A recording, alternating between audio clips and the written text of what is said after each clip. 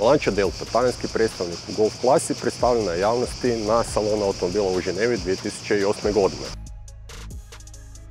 Platformu dijeli sa Fiat Bravom i Alfa Romeo Giulietom. S obzirom na dužinu od 452 cm i međuosovinski razmak od 270 cm, ima prostraniju kabinu od svojih rođaka.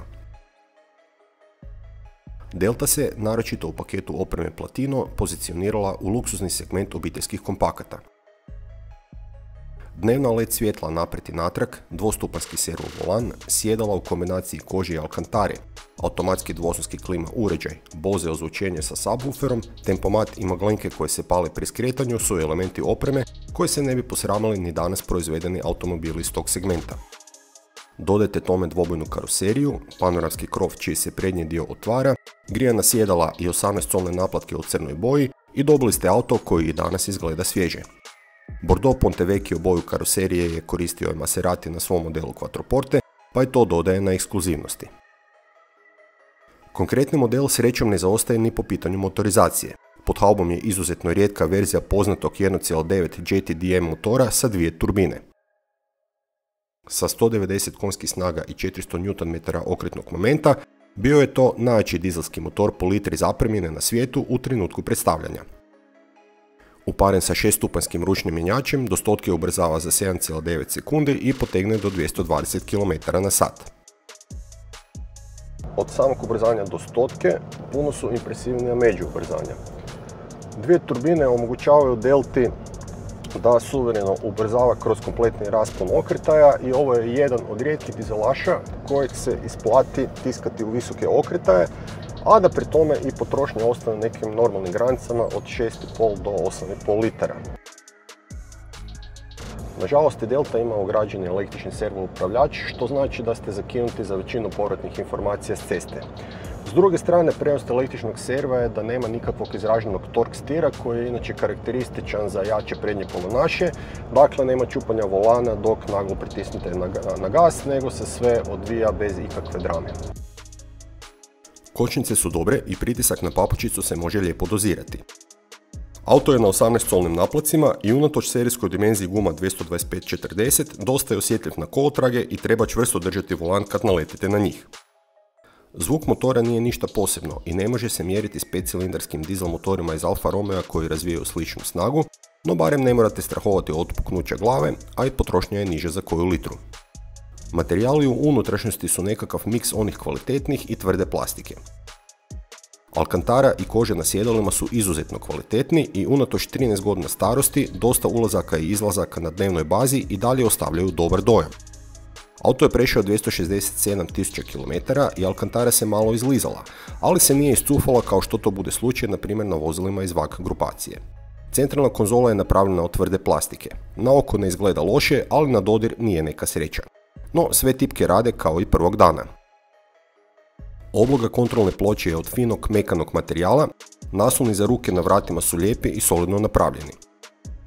Što se ponude prostora tiče, prednja sjedala bi mogla biti malo duža, a bočna potpora u oštrim zavojima je gotovo nepostojeća. Unatoč tome, ugodna su i na duže ture i ne umaraju vozača. Što se tiče stražnje klupe, mislim da bi rješenja koje su primijenili dizajneri iz Lancia trebali puno više koristiti i dizajneri ostalih tvrtki, naročito kad su u pitanju vozila iz ovog segmenta.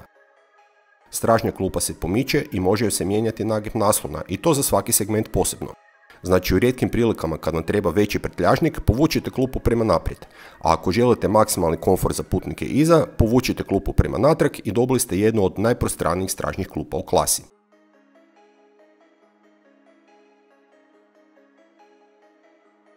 Dva putnika na stražnjoj klupi imaju i dovoljno prostora u širinu i bez problema možete na dulji put. Naravno, pod pretpostavkom da ne nosite previše prtljage sa sobom. Što se održavanja tiče, redovni servisi nisu skupi. Unatoč duljem propisanom intervalu izmjene ulja, preporučljivo bi ga bilo zamijeniti svakih 10.000 km. Konkretan auto trenutno ima 267.000 km i do sada je remenje na njemu zamijenjeno 2 puta. Trošak remenja, natezača, vodene pumpe i majstora je nekih 4.500 kuna. Topla preporuka je servise raditi kod majstora koji poznaju specifičnosti ovih motora, pošto vam to može uštedjeti puno glavobolja. Jedna od čestih grešaka na Delti, Giulieti i Insignii prve generacije je gumica na pumpi ulja koja s vremenom otvrdne i automobil pri hladnom startu javlja preniski pritisak ulja. Prvo ponekad, pa onda sve češće.